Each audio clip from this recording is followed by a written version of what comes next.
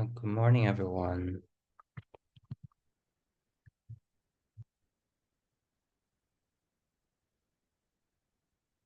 Can you hear me? Please give me a response if you can hear everything. Yes, Okay, thank you. Today we are discussing exercise 2, which is about fuzzy membership functions. And the tips for this exercise was published last week. If you have been following, um, okay, let's take a look at the task number 1. We're implementing and plotting the following fuzzy membership functions over X and plot each functions with 3 different sets of other parameters. And the requirement is that we're not using pre-made membership functions. We're implementing them ourselves based on the formulas here, the functions here. So first, we need to recall what a fuzzy membership function is. So it assigns a degree of membership to an element belonging to a fuzzy set, which means 0 means something that's definitely doesn't belong, and 1 means it's something that's definitely belong, and the values in between represent partial memberships. So the parameters that we have here, A, B, C, define the shape and the position of the membership functions on the x-axis. And we'll go over each functions one by one. First, we have the triangular triangular membership functions here. And when x is smaller or equal to a, the membership value is 0. And this is the left foot of the triangle. And the second line here, when the value increases linearly from 0 to 1, the formula is this, x minus a divided by b minus a. This is the rise of the triangle. And here we have the fall of the triangle when the membership value decreases linearly from 1. And finally, when the membership value is 0, and this is the right foot of the triangle. And also here we have the constraints here. For the second membership function, we have the trapezoid. Here, the x is the input. A, B, C, D defines the shape. This similar to the triangular membership function. When the value is 0, and when the value is 0, x is smaller or equal to a, and this is the left foot. And when the membership increases linearly from 0, we have our second formula here. And this is the left slope of the membership function. And when the membership is 1, it's a constant. This is the flat top of the trapezoid membership function. And here, when membership decreases linearly from 1 to 0, this is the right slope. And finally, when the membership is 0, we have the right foot.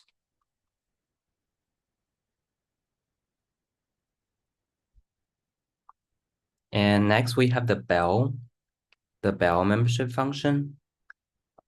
When x equals c, the term that we have here becomes 0 when x equals c. the C is the center where the membership is maximum. And when X moves away from C, X minus C divided by A becomes a non-zero. And because it's raised to the power of 2B, the result is always positive, which increases when the absolute value of X minus C increases. And so the denominator we have here increases when X moves away from C.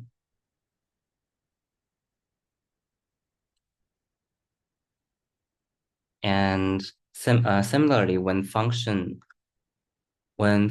function value 1 divided by this denominator decreases as X moves away from C, when the absolute value of X minus C becomes large. So the result of this function will create a smooth symmetrical bell-shaped curve that's centered at C. And the parameter A and B is used for fine-tuning the width and the sharpness of the slope. And lastly, we have the Gaussian membership function. Same as before, X is the input and C is the center of the function. The peak value 1 occurs when the input X equals C. And also we have another parameter here, the sigma. Sigma represents the standard deviation, and it's used for controlling the width of the bell curve. A larger sigma represent a wider, flatter curve, and smaller sigma represent a narrower, sharper curve. And also we have the constraints, the sigma has to be larger than 0. And for the formula here, when X equals C, the formula that's inside the bracket will equal to 0. So the entire exponent will equal 0. So the function value e to the power of 0 will be 1. And that's when that's the peak. As X moves away from C, X minus C divided by sigma becomes a non-zero. So the term is always positive. And also because it's to the power of 2, the term is always positive. And it increases when the absolute value of X minus C increases. And the exponent here, the entire exponent here is always negative.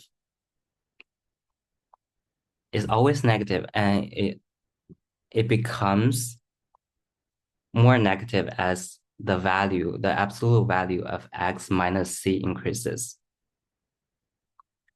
So the negative value decreases symmetrically when X moves away from C, approaching 0. So this is the classic Gaussian curve shape. Okay, now we have recalled what those 4 different membership functions are.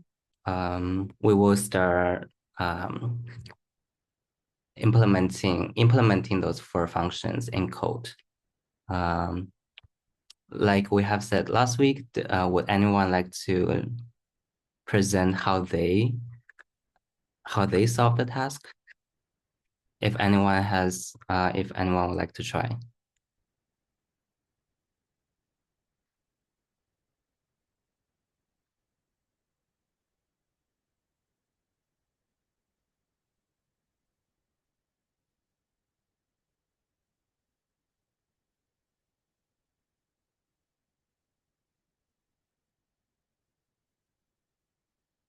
Okay, if no one wants to demonstrate their work, I'll just continue explaining how to implement them. Mm, First, we'll use two libraries. Wait,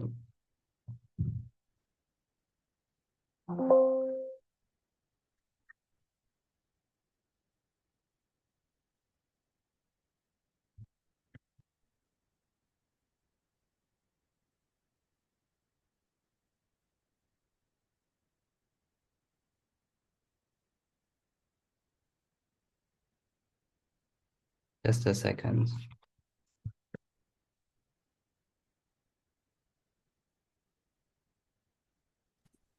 They cannot see anything. Yeah, there's some problem with my VS Code. I'm trying to, just a second. It's not registering as Python code.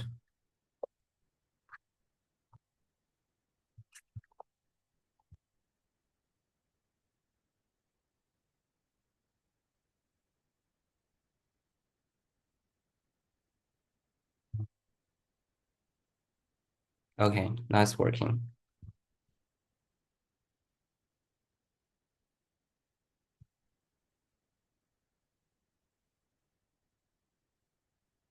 Okay, first we need to import two libraries that we're gonna use. We'll be using NumPy and Matplotlib.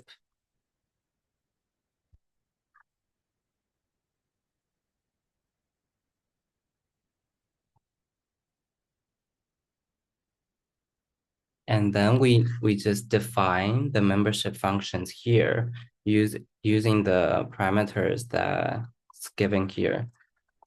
We first define a function called triangular, and we give it four parameters: x as the input parameter and a, b, c.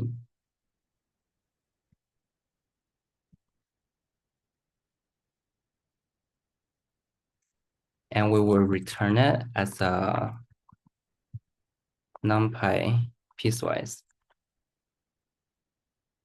First, x as the input parameter,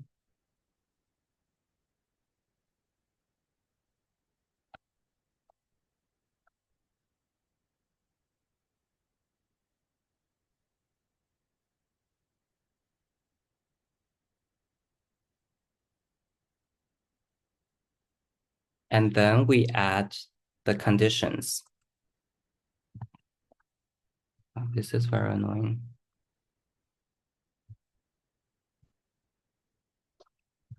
Okay. Then we add the conditions, and the conditions are already given here. So we basically just rewrite them. So x has to be smaller or equal to a.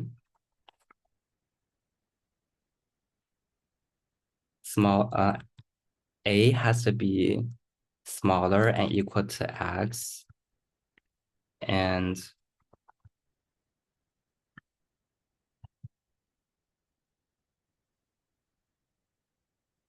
x has to be smaller or equal to b.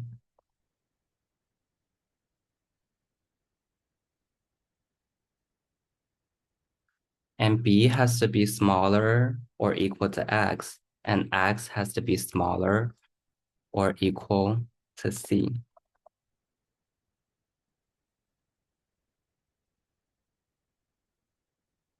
And the last one we have the c has to be smaller or equal to x. Okay, here we have the conditions.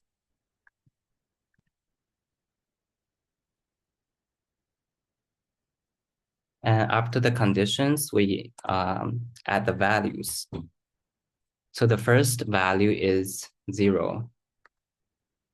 The first value for the condition of x smaller or equal to a, the value is 0. And the second value is x minus a divided by b minus a. And here we need to use a lambda function. Lambda is a anonymous function to create a small function inline. Okay, sorry, I think the internet was interrupted a bit. Okay, let's continue. We were talking about the lambda function. It's an anonymous function, anonymous functions inline. So we don't need to create another function. We just use it here. And lambda x minus a divided by b minus a.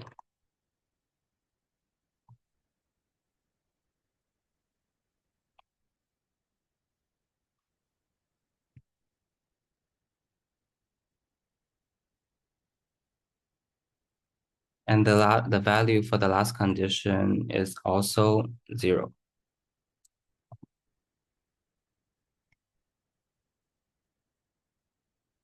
Okay, that's how we created the function for triangular membership. Then we define the trapezoid membership function, and we do it similarly. We have 5 parameters. What acts as the input parameter, then A, B, C, D.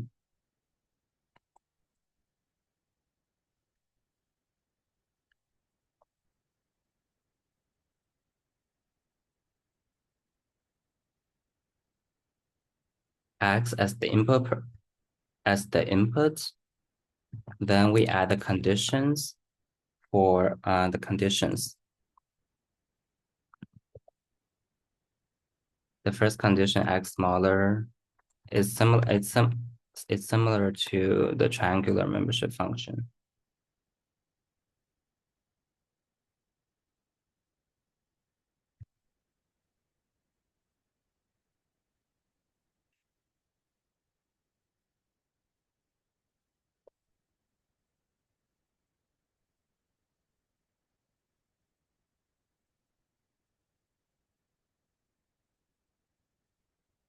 And here we have the peak, the flat top.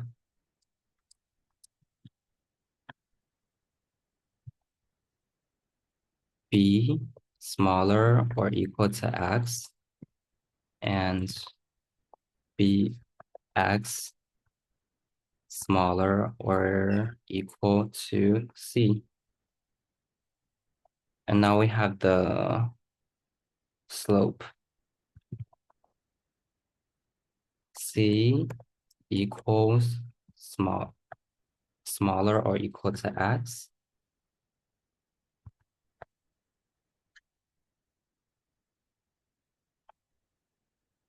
And the last condition is D smaller or equal to x. Okay, after we define the conditions, then we define the values. The first value is 0, then lambda, let's check if this is correct. Lambda x minus a divided by b minus a, then the value is 1, d minus x divided by d minus c, and then 0.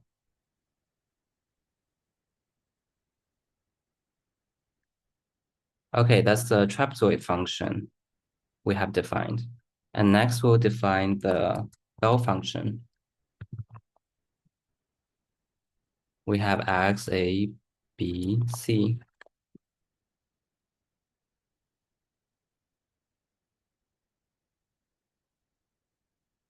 And we return the formula here. 1 divided by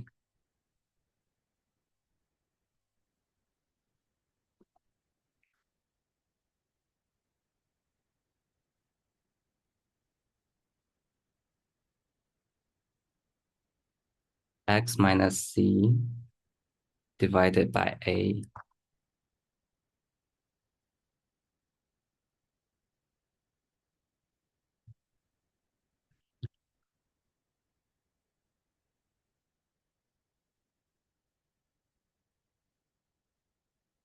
To the power of 2B.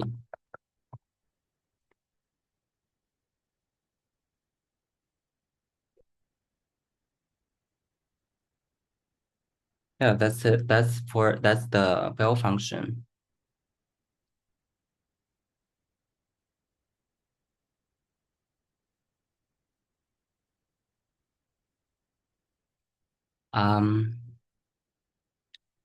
The A controls the steepness of the bell curve. A smaller A will result in a steeper curve, and a larger A will result in a flatter curve. And B controls the shape of the curve. A value that's closer to 1 will be a curve that's more symmetrical. And lastly, we define the Gaussian membership function. We have X, C, and sigma. And we return, let's check if this is correct. 0.5, 1 divided by 2, X minus C divided by sigma to the power of 2.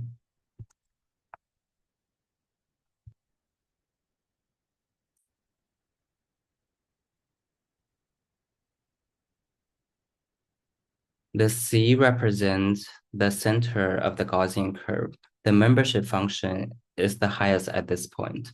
And sigma control, like we have mentioned before, controls the width of the curve.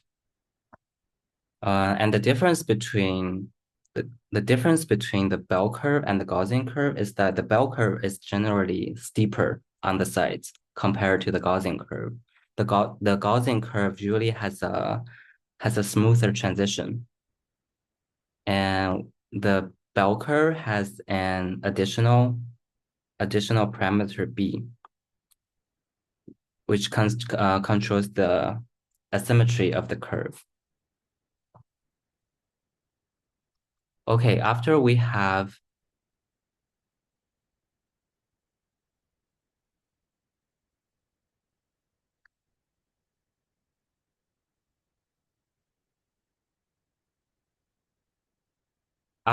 defined a function, we plot each function with 3 different sets of other parameters.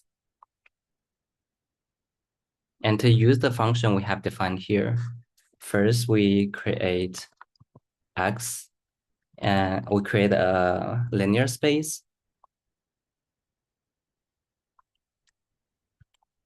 that starts from 0 and ends up at 100 and with 1000 steps. You can tune the parameter a little bit. So basically it means that it contains evenly spaced numbers, 1000 evenly spaced numbers from 0 to 100. And next we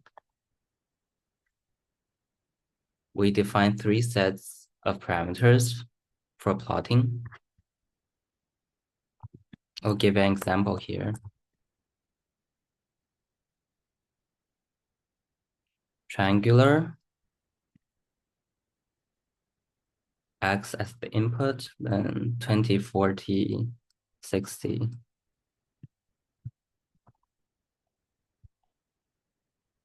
We are giving we're plotting 3 different sets for each membership function. And just random numbers here. It doesn't matter.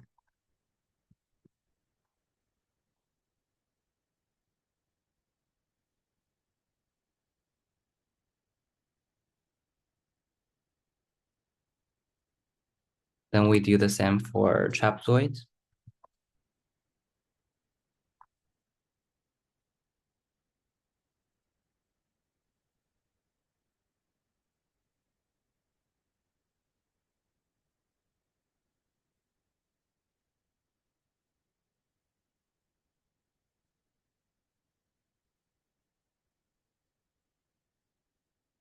And then we do the bell curve.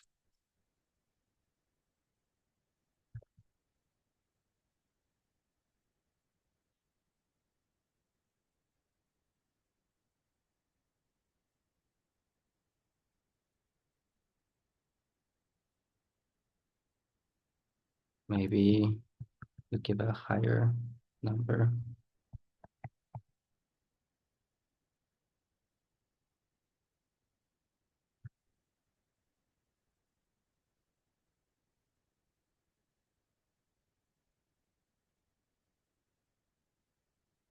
And lastly, we have the Gaussian membership function.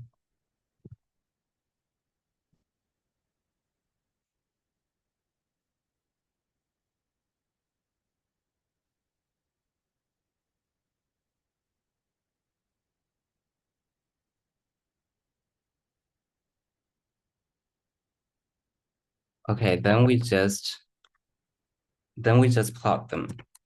So we add a figure. We'll use a subplot so we need a bigger figure size.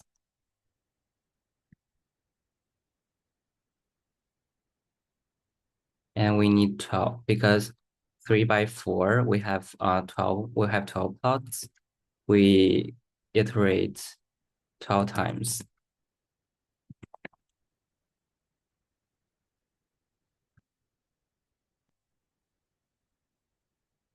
And it will be a 4 by 3 subplot.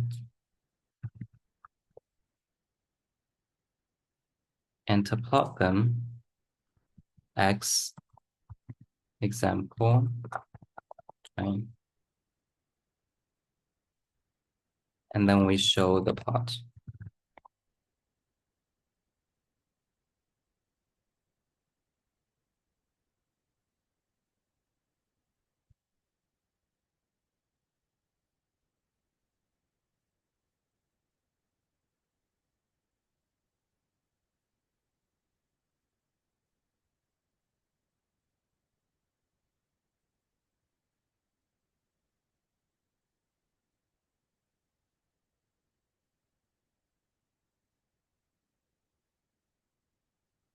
Okay, here we can see the plot for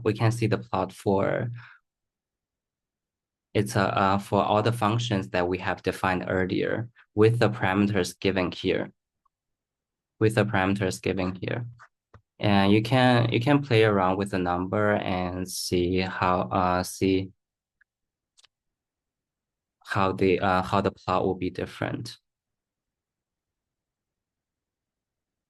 But here, and that's it for task number 1.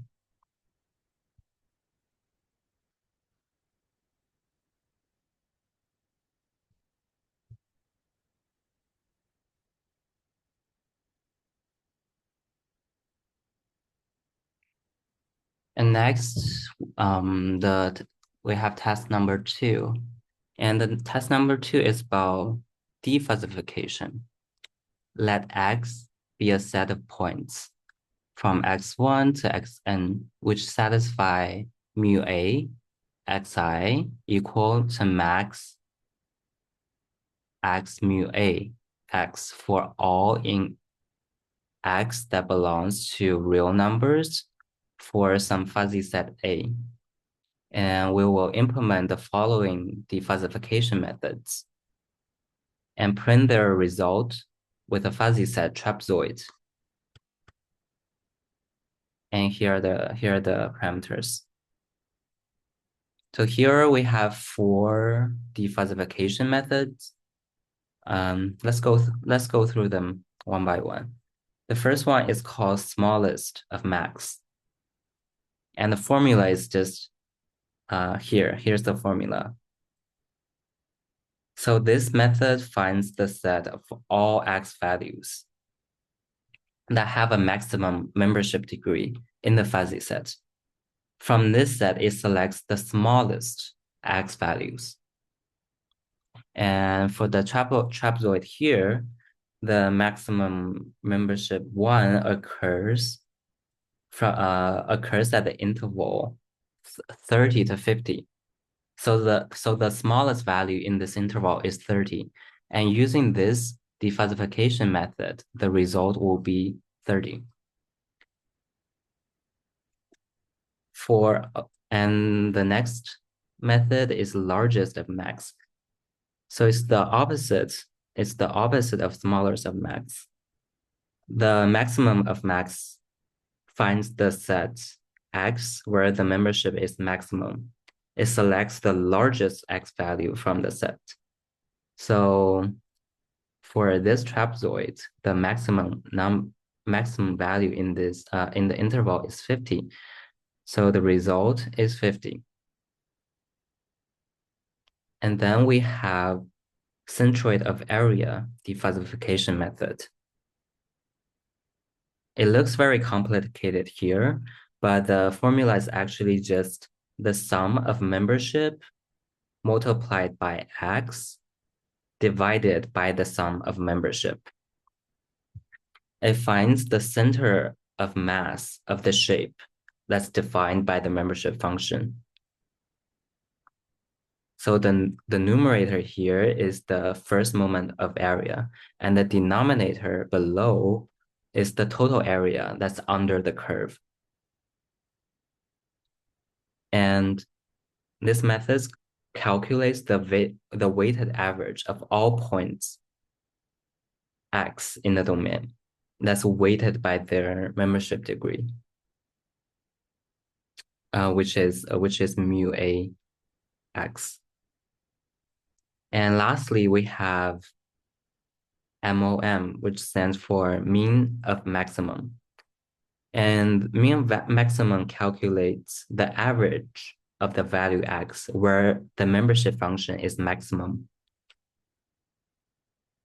It first finds the set where the membership is maximum, same as SOM and LOM.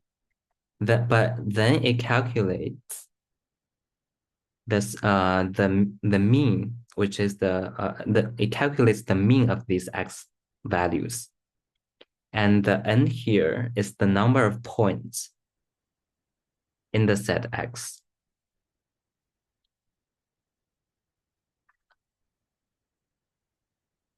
Okay, that's how you interpret those methods. And to implement the following defuzzification method, first we create another linear space.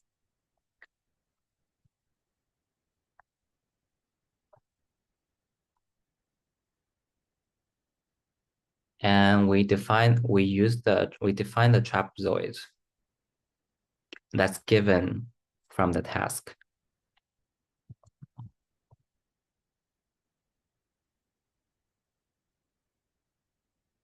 And 30, 50, and 90.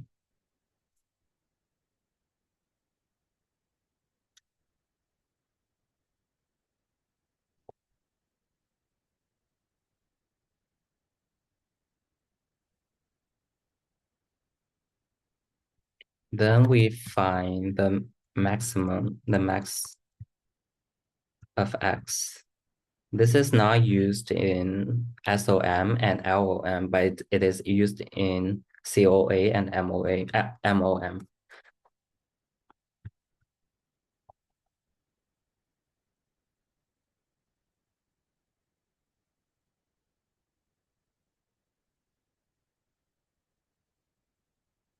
Here we are comparing. We're comparing the trapezoid. The comparison creates a Boolean array where true will indicate elements that match the maximum value. And then it uses this Boolean array to filter the original X array. So it only keeps the elements from X that corresponds to the maximum membership value that is in trapezoid Y. So the resulting max X array contains the x-axis position where the membership function reaches its peak.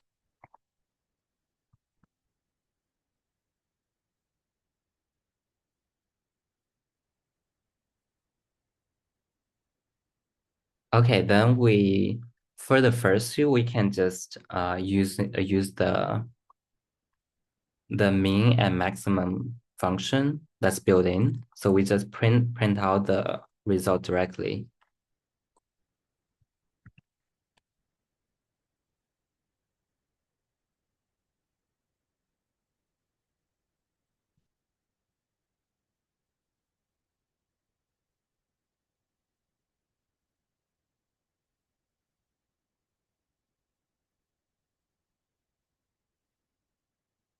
And we do the same for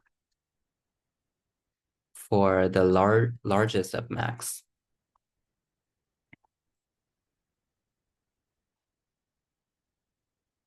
And then we calculate the centroid of area.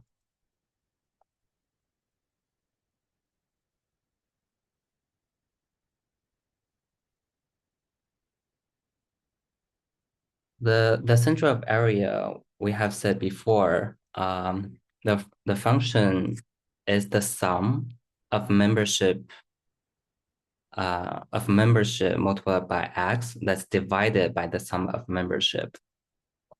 So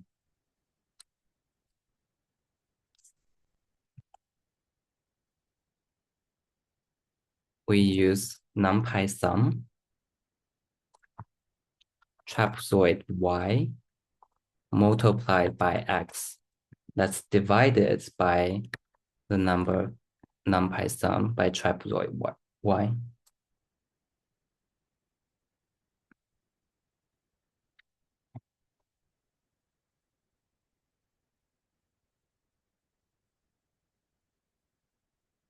So it multiplies each x position in x by its corresponding membership value in trapezoid y, and then it sums those products. The centroid is calculated by dividing the sum of the weighted x positions by the total area. And next we have MOM, mean of max.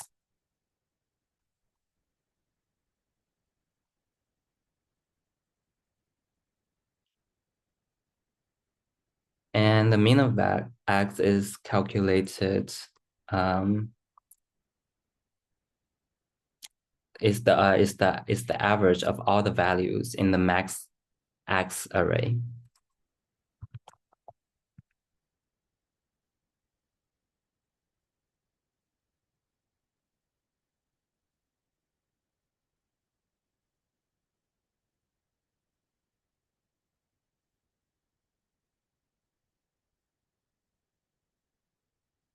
Okay. Um, that's the so defuzzification is the process of converting a fuzzy set that which represent a range of possibilities with different degrees of membership into a single crisp number. And the crisp number is then you can use the crisp number for other actions. And the crisp number that we have gotten here by using those different defuzzification methods. But you can also see, like before we have mentioned the SOM is 30 and the LOM is 50, right? But here we if they are in float points, if they're in float numbers, they're not exactly 30 or 50, but that's because of the array that we have created here. the X array that we're using, it contains floating number, the approximations. Zero, it starts from zero and it ends at 100, and the set is 1000.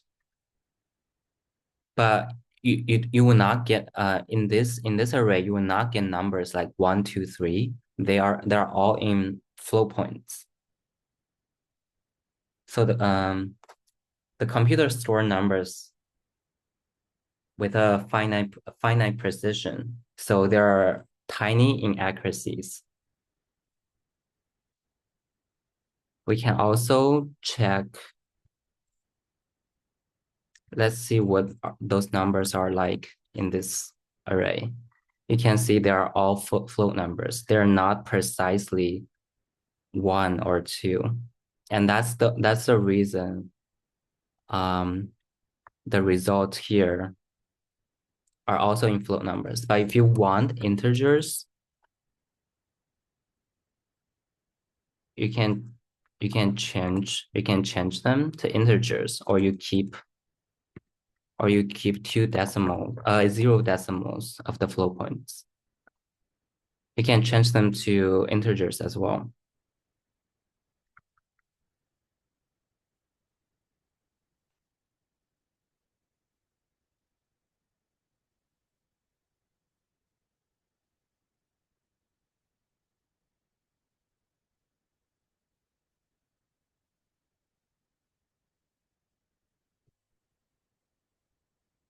Okay, that's it for task 2.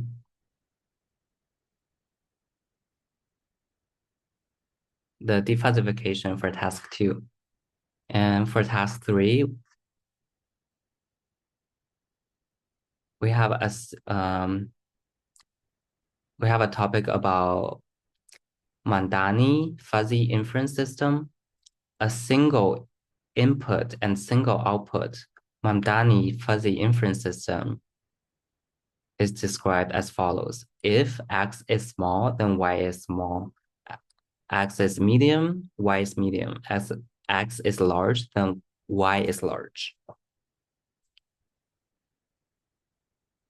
And we have 3 membership functions for inputs that corresponds to small, medium, and large, and 3 outputs that corresponds to small, medium, and large. Note that these are different from inputs memberships function. And the task is to calculate defuzzified outputs for inputs given here. Minus A minus 5, 0, 5, 8. We'll get 5 different outputs using centroid defuzzification strategy that's shown in equation 7. So we will use this defuzzification method that we have implemented earlier. Use the same methods presented in lecture notes. Check e-learn page.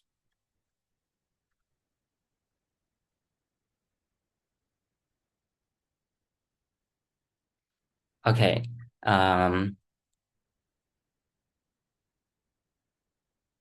So Mamdani fuzzy inference system uses fuzzy sets for both input and output parts of the rule. So both input and outputs are fuzzy sets. And the steps are fuzzification, inference, aggregation, and defuzzification.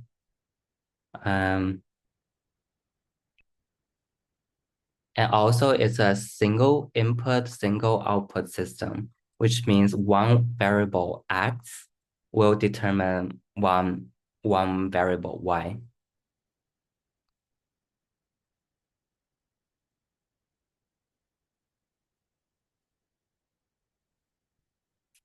Okay, now we will start implementing this inference system. First, we'll create a linear space again. But this time we will not start from 0. Let's get the smallest number here is minus 20, and the biggest number is 20. So we start from minus 20 and goes up to 20 with 1,000 steps.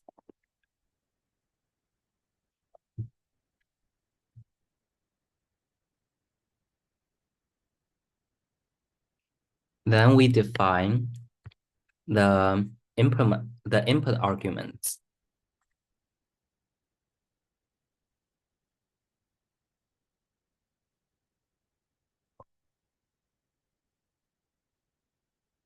These are the inputs. So we just copy them.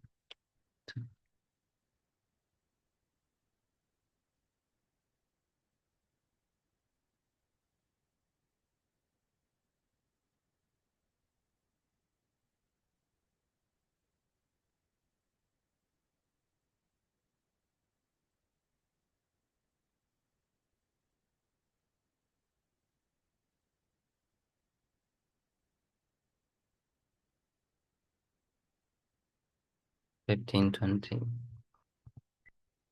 And we have arguments we need to define the arguments for output as well.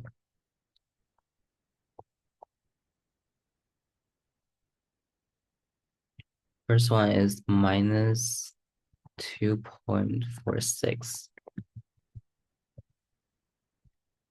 1.46, 2.46.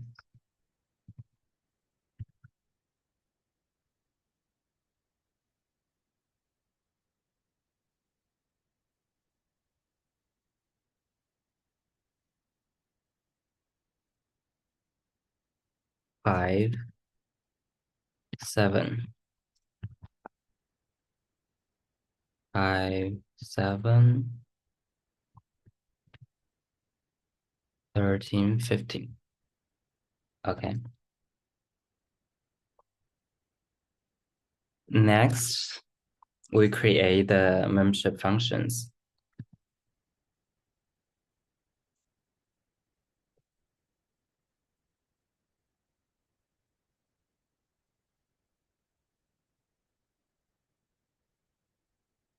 Input X, argument.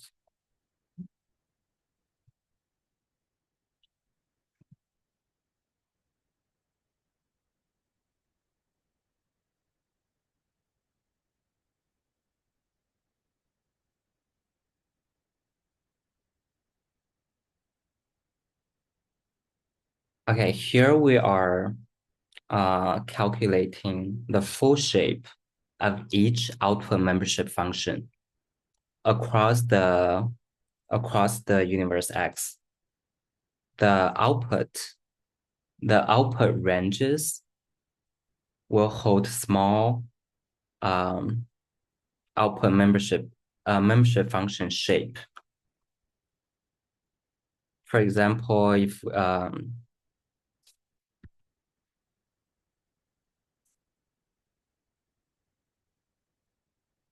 0 will hold a small shape, and 1 will hold medium shape, and 2 for large. And they are very important because they represent the shape that will be modified by the rules. I found this on the web. And then we define the inputs.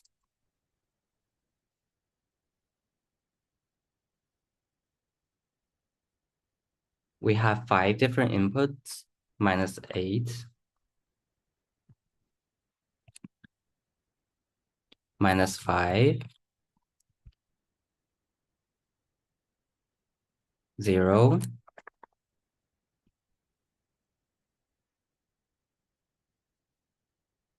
and 8.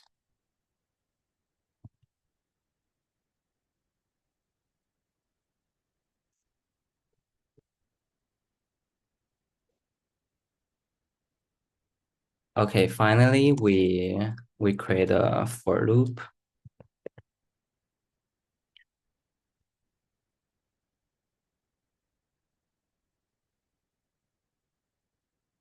We iterate through every number in the inputs here.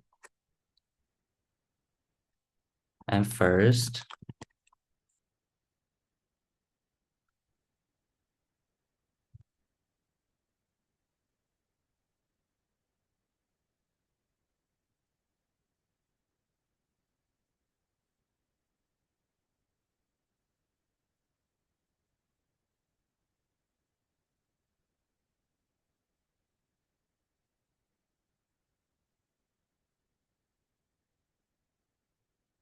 we get the input memberships. Then we need to clip out the membership functions accordingly.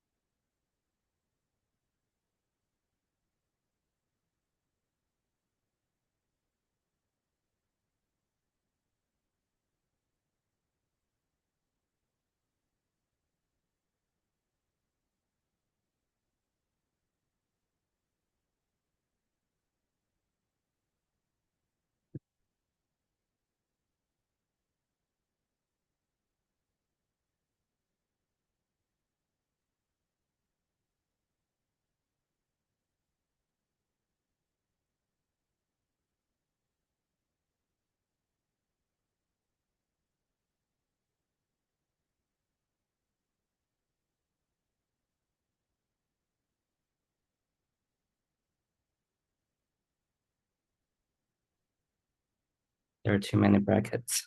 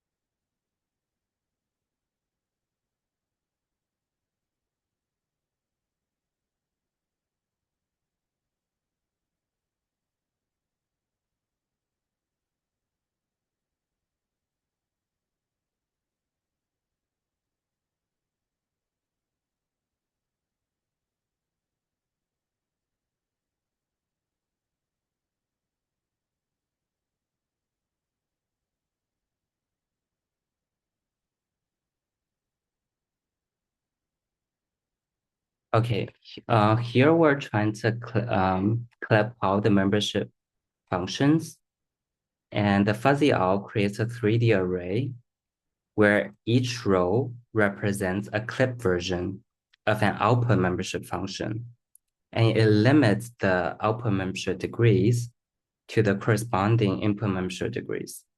So we need to ensure the output doesn't exceed the input's possibility. And next, we need to combine the three fuzzy sets into one.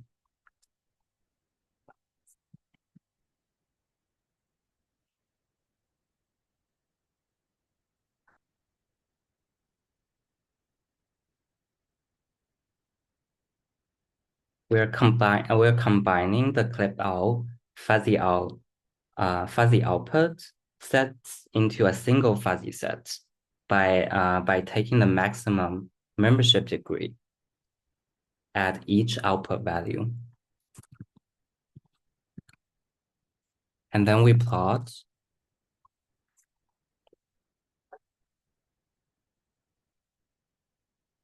And then we get the crisp value using COA.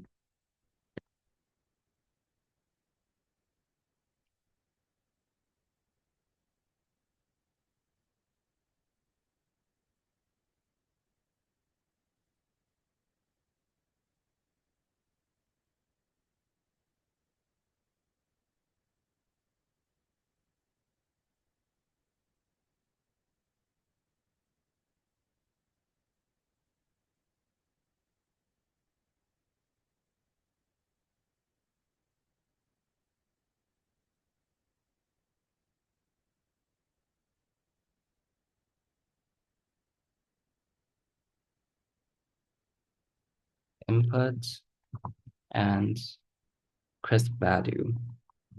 Then we plot a vertical line on the graph that begins from 0 and ends at 1.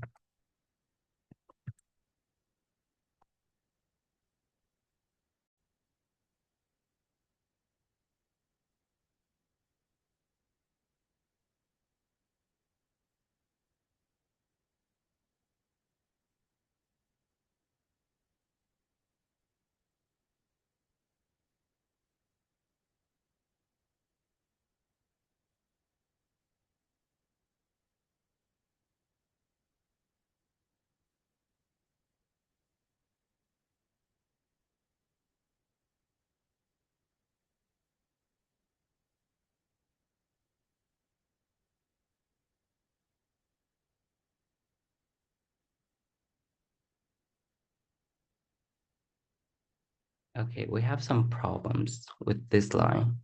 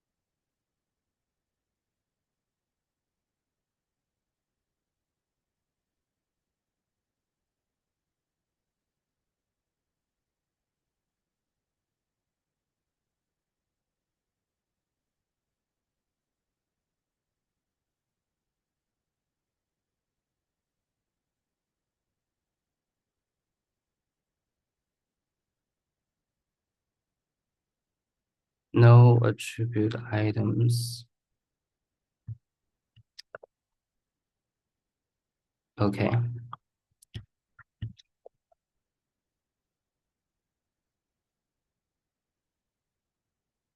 And now we have the result for using the single output as single input output Mamdani fuzzy inference system.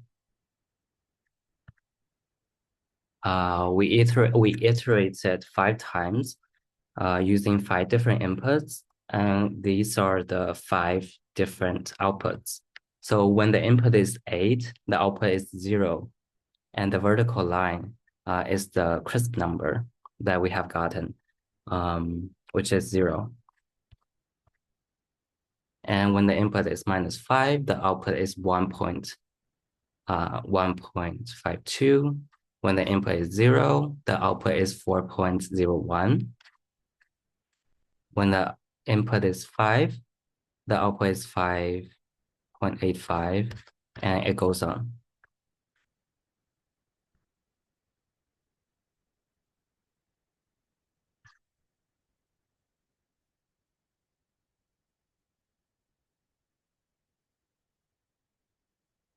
Yeah, that's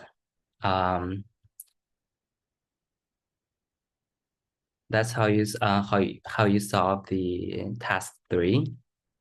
We've implemented the system, and then we calculate the defuzzified outputs for those five inputs. Let me know if you have any questions regarding to the task or to the course.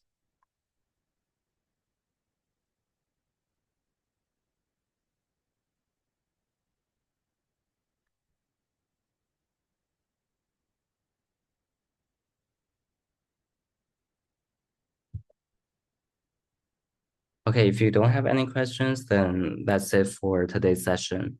And the recording will be uploaded to the course homepage later for those who couldn't join the live session. Yeah, if you still need to ask me any questions, you can just turn on your mic, or you can send me an email later after the session ends.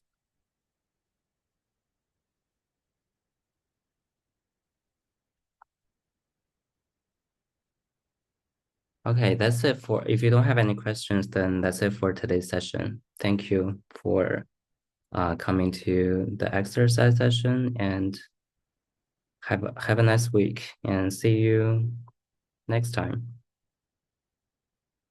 Thank you.